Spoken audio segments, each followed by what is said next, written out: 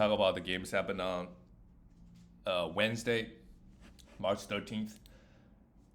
Let's get into it. The first game is the Brooklyn Nets lost to the Magic. Really inconsequential game for the Brooklyn Nets. But they're playing Dennis Schroeder big minutes. They have a back-to-back on the weekend. Some of these guys could be really good streams, right? If Schroeder is on the waiver wire, Cameron Johnson is on the waiver wire for threes, but that's for the weekend. Even Dennis Smith Jr., to be honest, if you need assists and steals, right? I don't think they're at even just 20 minutes a day, 20 minutes a game. There aren't that many guys that can put up numbers like Dennis Smith. Claxton, oh, just continued to be a beast, and Dorian Finney-Smith goes 2 for 8. Not the best game from him, but he did offer 2 steals, and Mikal Bridges putting up very, very mediocre numbers. For the Magic, Franz Wagner, 3 steals is nice, 6 assists, and 14 points. Turnover is a bit high. Ben Carroll, it does not look like a Ben Carroll game. Goes 6 for 6, 8 for 9 from the field, get 21 points. If he can have efficiencies like this or anywhere close to a 50, 40, 80, his rankings would skyrocket. But because of the bad free throws, let me just see where he's at in the last month. He's probably not going to change his game all that much over the summer. 108th ranked player, averaging 23 points, 6 rebounds, and 5.6 assists. All these are really, really good. And he's actually shooting 50% from the field as well. 77% from the free throw line in the last month. So given all that, he's just a 108th ranked player. He also have 3.5 turnovers on top. So yeah, he's got a lot of things to work on. More defensive stats also helps. Wendell Carter Jr., 8 rebounders still on the block. Just so inconsistent, this guy. Jalen sucks though. If you need defensive stats, right, he's a guy that we could stream, and he could offer some assists as well. And Markel Fultz we don't need to roster him. Move on to the next game, the Toronto Raptors and Detroit. Detroit keep winning games. They keep beating bad teams. And how about Kelly Olynyk? 100% absolutely roster. Your turnovers might go up a little bit, but who cares? 6 turnovers, but 8 assists, 2 steals, and 2 rebounds. He's doing it again. Kelly Olynyk. Just a 96 ranked player in the last month. But he's going to be amazing. Because Pirtle is going to be out. Is he even coming back this season? Scotty Barnes, so they need to play him. Bruce Brown too. He's a must roster at this point. While RJ Barrett was out, if he does come back, right? But him playing 33 minutes make him a must roster. Grady Dick also is interesting. If Gary Trent Jr. keeps being out, right? So some of these guys, they can put up numbers. Coming playing 30 minutes, they play hard. Emmanuel Quickley came back. Yeah, this is also Emmanuel Quickley's show for the rest of the season. He's gonna have whatever shots he wants. All the usage and all the minutes on this team. For Detroit, Kay Cunningham played just 27 minutes. I'm not exactly sure why. 19.6 assists and a steal. He's been okay lately, but I think we might have higher expectations of him.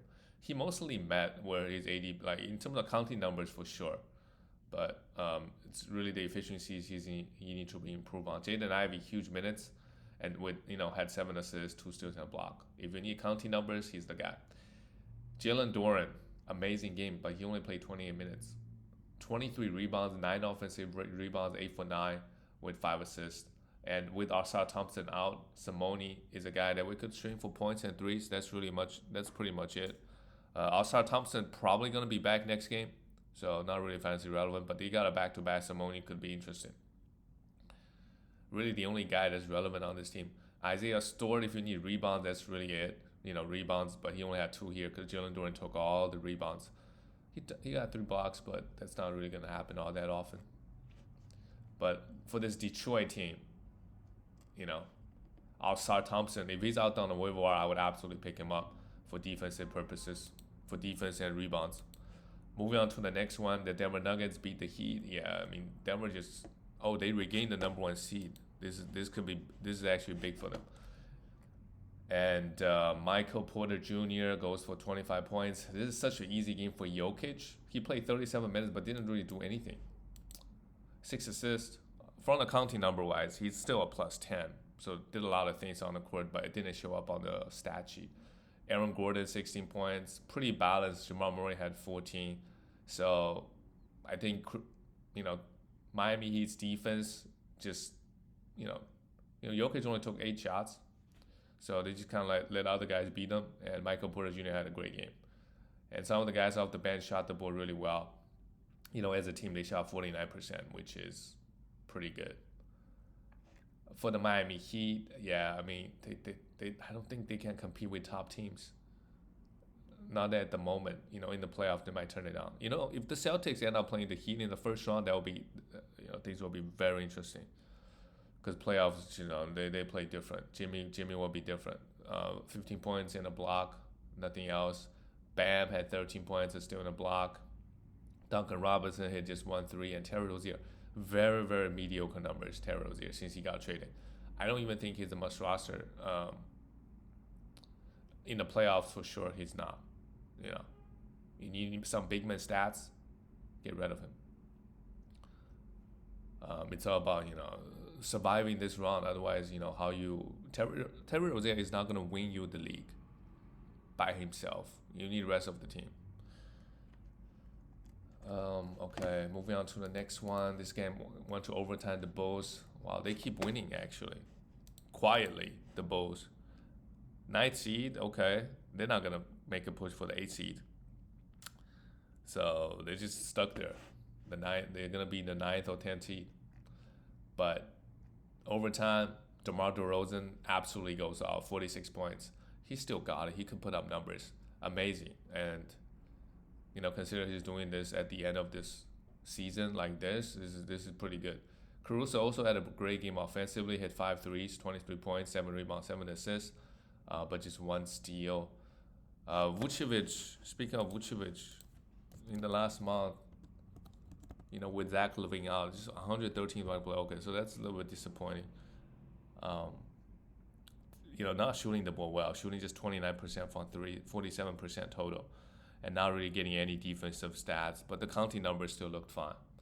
Yeah, Vucevic's main issue is just doesn't get defensive stats. He does not get defensive stats. Ayo Dosunmu had 2 blocks, 20 points.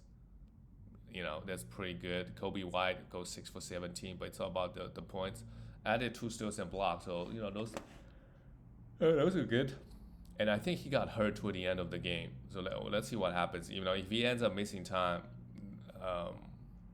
not sure who's gonna really benefit. For the Pacers, we'll have to see. For the Pacers, Tyrese Halliburton, 17 points, 14 assists is great, but Tyrese has not been good.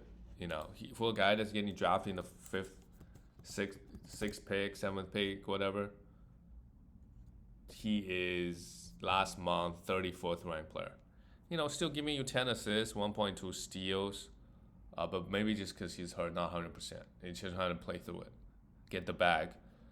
So I was a little disappointing, but not in a huge way.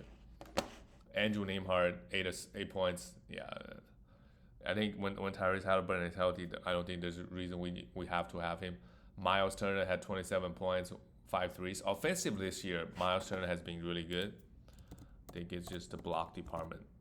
He's 41st ranked player in the last month. Okay, just kind of doing his thing. 2.3 blocks, which is also good.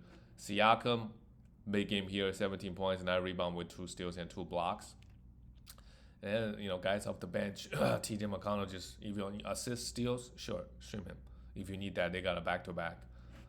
But the rest of the guys, they're not really relevant. Moving on to the next one, the Cleveland Cavaliers, they beat the Pelicans. That's hard to do.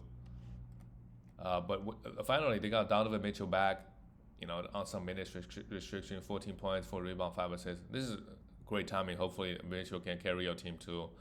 If you got him, right? This is the time he's got to put in the work. Darius Garland had 27 points. It's good to see Darius Garland getting hurt all season. But if you made it to the playoffs without him, he's giving you the numbers. 6 threes as well, 6 rebounds, 11 assists, 2 steals and a block, 27 points. Great stuff. Jared Allen, 10 rebounds and 2 blocks, can't complain. With Devon Mobley out, I do expect him to get more rebounds, to be honest, but only 10 here. Georgia's Nian, 6 rebounds. If you need threes, you could stream him. Some threes and some rebounds. I think that combo of, if you need those two categories, yeah. Isaiah Okoro, need some defensive stat you could stream it. So with him back, Karis LeVert still had 9 assists and the plus 27, but I don't think he's a must roster anymore. And the Cavaliers, they do not have a great schedule. So it might be better to look for guys that depend on how many acquisitions you have. If you have unlimited, the schedule doesn't really matter. Every day you're gonna stream 3 or 4. But you have limited acquisitions, then how many games they play matters. For the Pelicans, this game, Herbert Jones had 5 fouls, played just 25, and Trey Murphy played 27 minutes, and Valanciunas only played 15. So there's some things going on. Herbert Jones in 26 minutes, the defensive stats are still coming in, 2 steals and 3 blocks. So if you need defensive stats, you hold on to him. If you don't, let him go. But it's tough how well he's been doing lately. Trey Murphy, same thing. He doesn't get as many defensive stats, but offensively he does more, right? Hit more threes and stuff. Played 27 minutes. These guys could be rostered, But if they don't have one game in the next 4 days, those guys you don't need to hold them, right? You got, instead of having one game, now you have 4 games.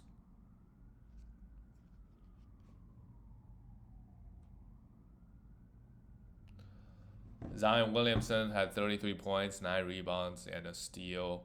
And Brandon Ingram had 20 points, played okay. And CJ, like I said, Pelicans got too many guys. They just have too many guys. So it's hard for one guy to go off, every single night. They just get too many guys. The next one is the Charlotte Hornets beat the Grizzlies. Finally, they beat the team. Well, the team that's not so good. Trey Mann is back, so if you want to have him, fine. But honestly, he's not really doing much anyway. But the minutes is there. Mičić, great game, but his strength is mainly assist, threes, and give you some points. You could also have him because he plays great minutes. Grant Williams off the bench now, 28 minutes. Still overall played well. 18 points, 6 rebounds. If you need some points, he doesn't really offer them. If you need rebounds, some defensive stats, threes, he could give you the combination of those things. But again, he doesn't get a lot of defensives. He gets some. He doesn't give you a lot of threes. He gets some. But if you need all those combinations, Grant Williams could be a great stream. Or temporarily have him on your team. Especially the Charlotte Hornets. I think they do have a back-to-back this week. Maybe it's today, tomorrow. Yesterday, today. So we already kind of missed the opportunity to stream. Miss yesterday's game. Nick Richards, 29, had 2 blocks, 5 rebounds, nothing else. I would still hold, right, just for the rebounds and field goal and blocks. Miles Bridges went off, great game, 27 points, 6 rebounds, 6 assists. They're just playing him huge minutes, game in and out. And Brandon Miller had just 10 points, but added 4 steals, so that's good. For the Grizzlies, of course, every game they just have different lineups every single game. And we know John Conchar is actually really good in fantasy, so I would always stream him if he's playing. And especially he played 34 minutes. He give you 3 threes, 9 rebounds, 4 assists, and 3 steals. He's a great rebounder too, right? Jaren Jackson Jr. has been out, and I think I saw what's Desmond Bain being doubtful, so they actually might play him. I have no idea. If they're playing him, I don't think he's a must roster. He's just like Jaren Jackson. He's gonna miss games out of nowhere. Just miss 2 games out of nowhere. So sure, like if you have confirmation that he's gonna play, you could stream him for maybe a game. But next game he just might be out. So he's not that too attractive to me. Luke Kennard had 4 threes. You could have him for 3s. And Scottie Pippen Jr. actually had 10 assists and 2 steals and a block. But if you have confirmation he's gonna be the starting point guard, you could stream. But these Grizzlies guys. And Santi Aldama was out. I don't think he's hurt. So now Gigi Jackson comes in. But all these guys, before you stream them, it might be a good idea to confirm that they're actually going to play.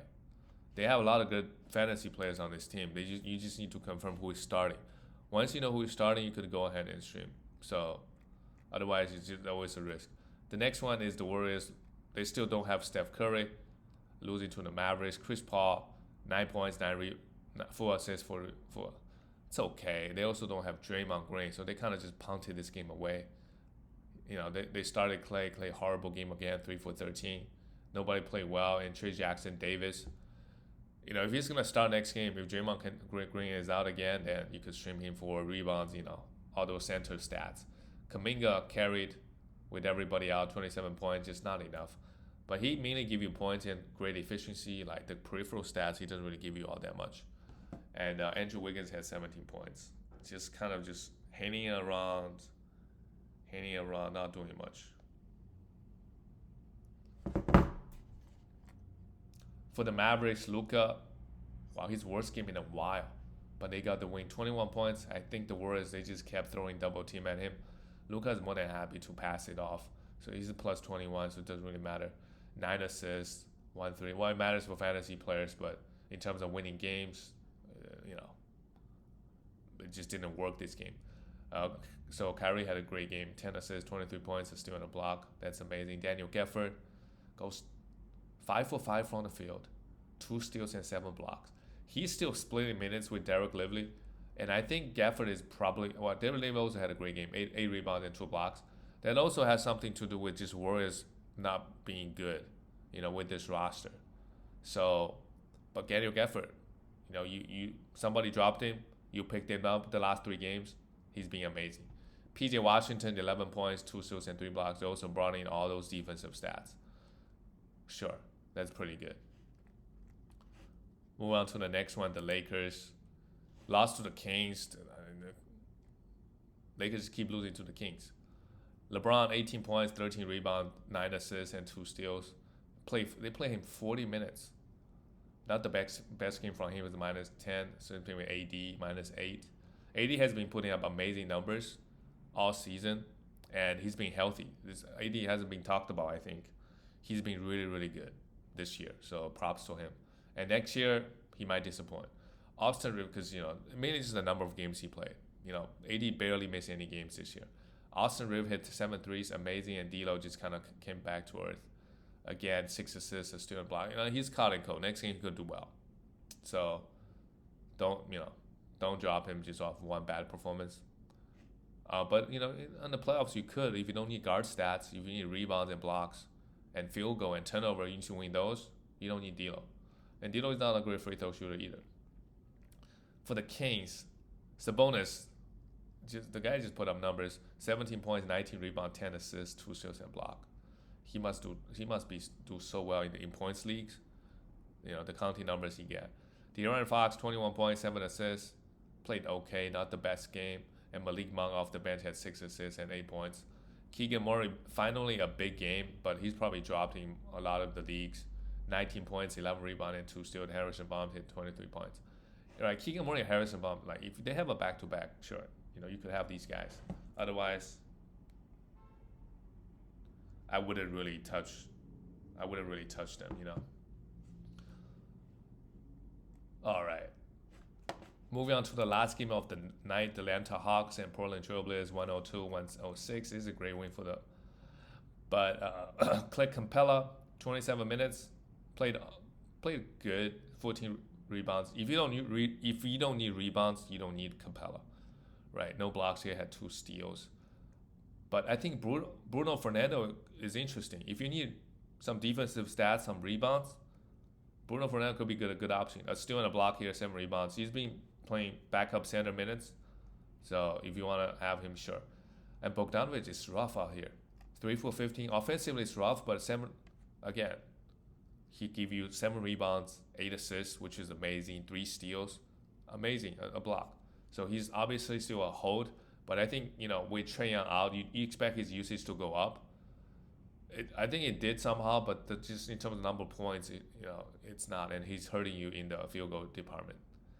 But he will turn around. I mean, the Hawks, they have a lot of injuries. Sadiq Bey was also out for season or something. They also don't have Jalen Johnson. They don't have Okungwu. Jalen Johnson is a must roster if he does come back. Right. And then we look at the Blazers. DeAndre Ayton. He's like a top 15 player in the last month. 19 rebounds, 33 points, a steal and block. Just doing amazing things. 36 points by Fernie Simons, also great. They are also Scoot Henderson off the bench now. What is going on with the? Why don't they give Scoot Henderson more minutes? Fernie Simons played 42 minutes. I guess Chauncey Billups really wanted to win this game. Chris Murray 35 minutes, but he's not that attractive to me. But Matisse Thybulle is. If you need defensive stats, go grab him. Right? He did everything here: 2 threes, 5 rebounds, 4 assists, and 2 steals and 2 blocks. Those are pretty good numbers. And that's it, guys. I'll see you tomorrow.